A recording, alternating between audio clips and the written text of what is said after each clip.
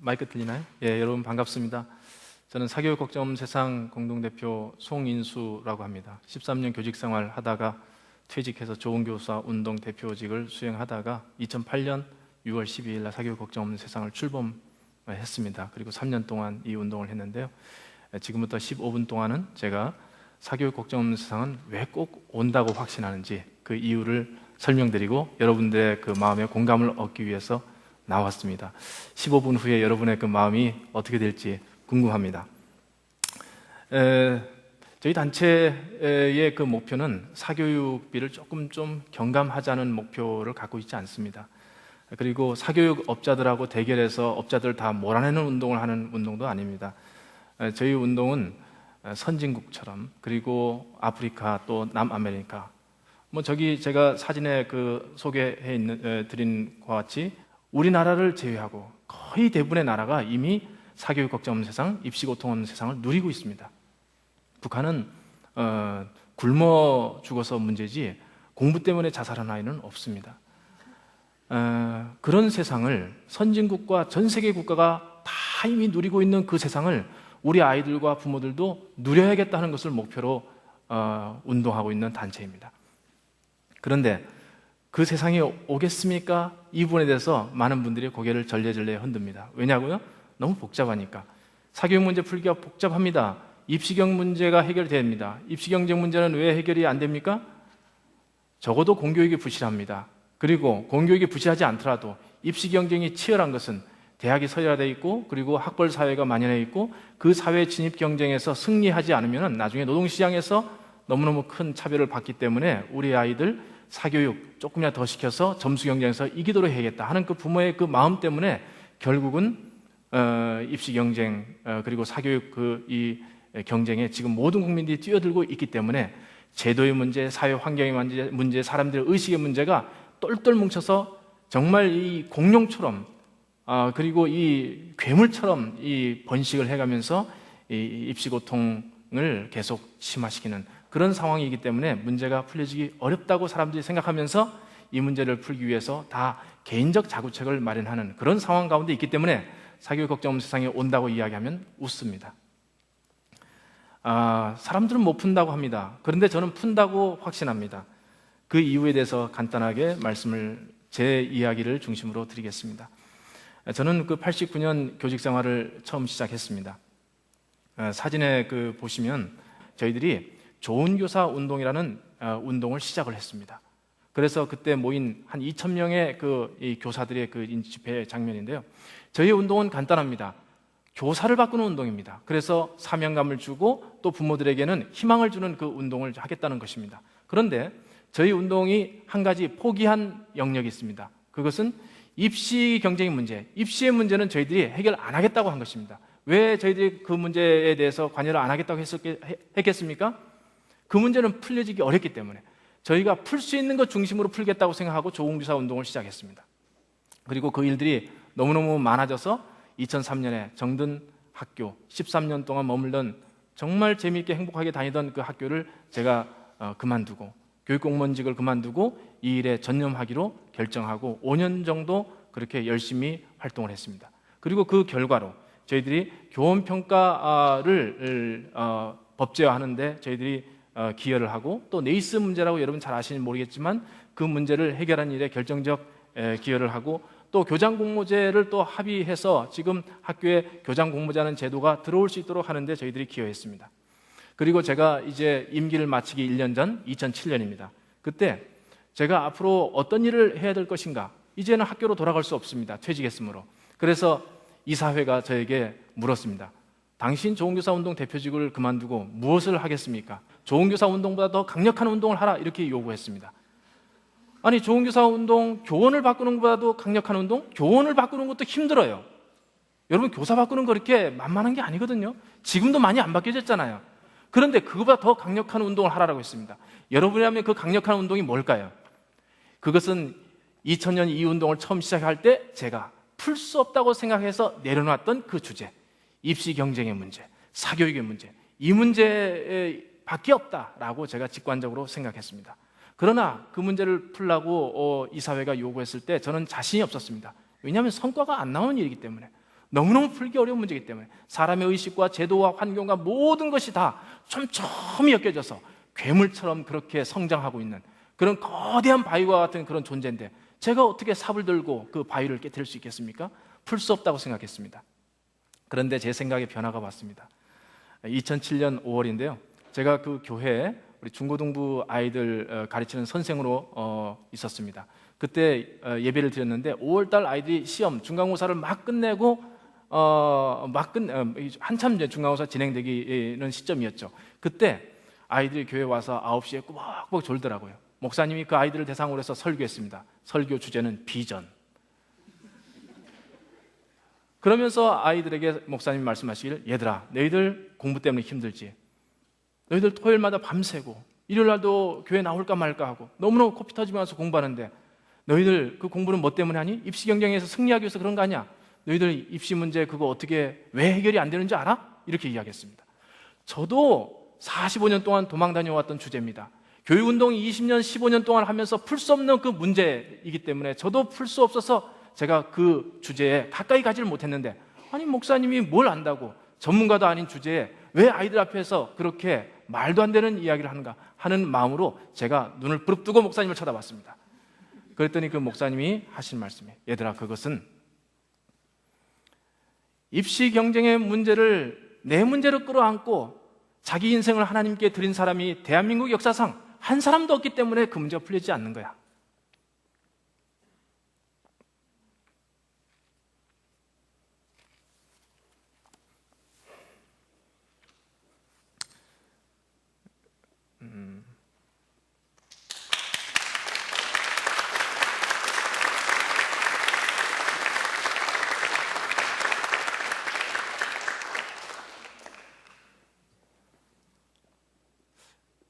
그 말씀이 제 마음속에 비수같이 꽂혔습니다. 아이들 마음속에 꽂혀야 되는데 제 마음속에 꽂혔습니다. 정말 뒤를 돌아보니 저를 비롯해서 그 문제를 자기의 문제로 끌어안고 자기 인생을 던진 그 개인과 단체가 하나도 없었다는 것을 저는 알았습니다.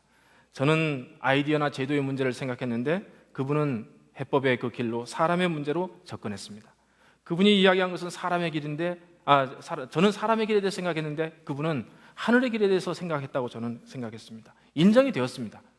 그런데 왜 그 일에 내가 뛰어들어야 되는 것인가 하는 부분에 대해서는 제가 석연치 않았습니다. Why me? 그래서 제가 만일 그 일이 제가 끌어안고 씨름해야 될 운명이라면 저한테 증거를 주십시오. 그렇게 요구해야겠다 생각했습니다. 그래서 제가 증거를 하나 딱 요청했습니다. 자료를 보시면 이 요청한 법률이 2개 있습니다. 법 바꿔주십시오 얘기했습니다. 이 법률이 무엇에 관한 것입니까? 교사의 휴직제와 관계되는 것입니다. 당시 교사는 교원노조의 간부일 때만 휴직할 수 있었습니다. 저는 교원노조 출신이 아닙니다. 그러므로 휴직할 수 없어서 제가 퇴직을 했습니다. 그런데 제 후임자가 계속 퇴직을 반복해서는 안 되지 않습니까? 저는 퇴직하더라도 후임자는 퇴직해서는 안 되는 것입니다. 따라서 휴직제도가 필요합니다. 제가 그것을 만들어 달라고 요구했습니다. 만약에 그 제도가 도입되면 나는 입시경쟁 문제, 사교육 문제를 해결하는 새로운 운동에 기꺼이 뛰어들어서 내 인생을 드리겠습니다 라고 결정을 했습니다. 다행스럽게 그 법률을 개정하는 것은 쉽지가 않았습니다. 임기가 끝나기 한 달 전까지 해결되지 않고 어느 날 2008년 1월에 어느 교사 모임에서 저한테 강의를 요청했습니다. 입시 경쟁 문제를 어떻게 풀 것인가에 대해서 강의해 주십시오. 그렇게 해서 제가 거절할 수 없어서 할 수 없이 갔었습니다. 그러나 제 마음속은 너무너무 무거웠습니다. 왜 그렇습니까? 증거가 없는데, 내 마음속에 요구했던 증거가 없는데 어떻게 그 문제를 이렇게 저렇게 풀 수 있다고 이야기할 수 있겠습니까? 너무너무 답답했습니다.